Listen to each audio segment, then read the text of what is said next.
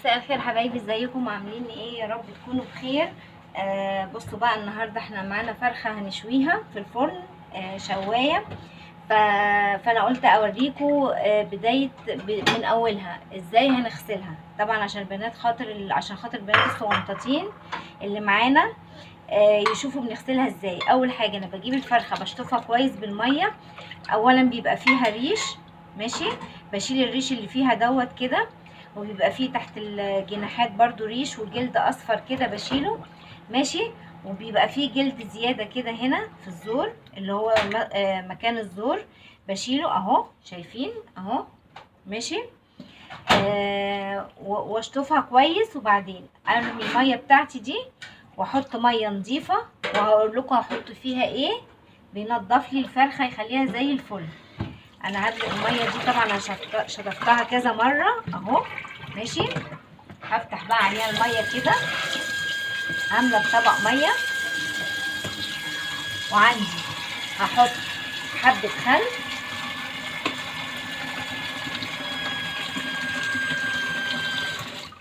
هحط شويه خل اهمت، ماشي. وهحط عندي هنا معلقه طحينه. الطحينه بتشيل الزفاره يا جماعه بتاعت الفراخ، ماشي. معلقه طحينه اهو في الميه، ومعلقه خل، ماشي، وايه، وشويه ملح.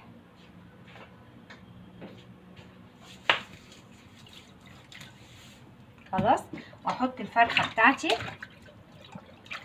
الله الرحمن الرحيم اهو، ماشي. هجيب بقى هغطس الفرخه بتاعتي في الميه كده كويس، ماشي، واجي افتحها كده. بصوا هطلع منها ايه، بصوا،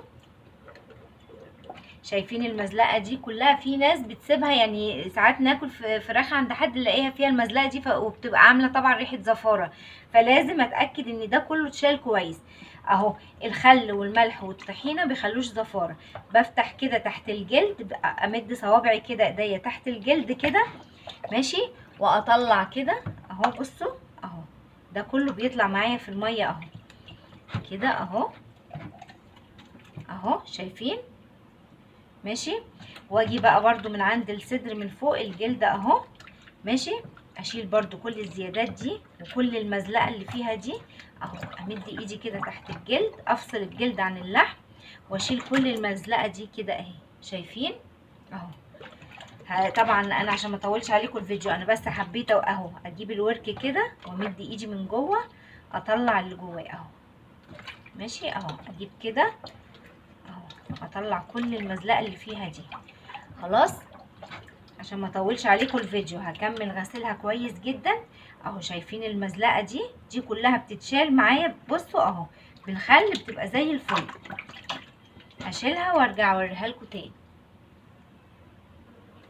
بصوا يا حبايبي، كده عندي الفرخه خلاص اهيت، بقت زي الفل. شايفين الميه بتاعتها عامله ازاي؟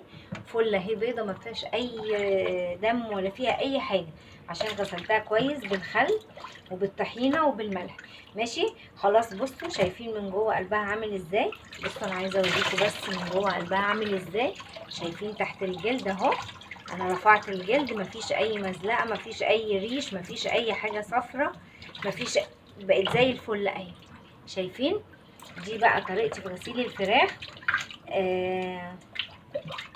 يلا بقى ايه، كلنا بقى ايه، يعني احنا بقى الامهات نجيب فرخه ونديها لبناتنا، ونخليهم ايه يدخلوا المطبخ ويغسلوها مره واثنين وثلاثه، لان اهم حاجه في الاكل ان بالذات ان الفراخ تكون ما يكونش فيها زفاره، لان لو الفراخ طلعت فيها زفاره ما اتغسلتش كويس بتخلي الاكل كله وحش، وريحه الشوربه وحشه، وطعم الاكل وحش، وطعم الفراخ نفسها وحش. الفراخ نفسها بيبقى طعمها وحش.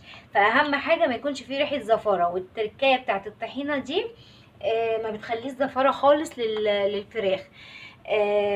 عامه اي حاجه فيها زفاره لو حطينا طحينه ما بتبقاش فيها زفاره. فاحنا بقى البنات الصغيرين يخشوا بقى ويتعودوا كده ان هم يغسلوا الفراخ ازاي، ويطلعوها ويشموها كده، يخلوا ما فيهاش اي ريحه. انا غسلتها معاكم اهوت، وهوريكم بقى في فيديو تاني عشان ما اطولش عليكم الفيديو.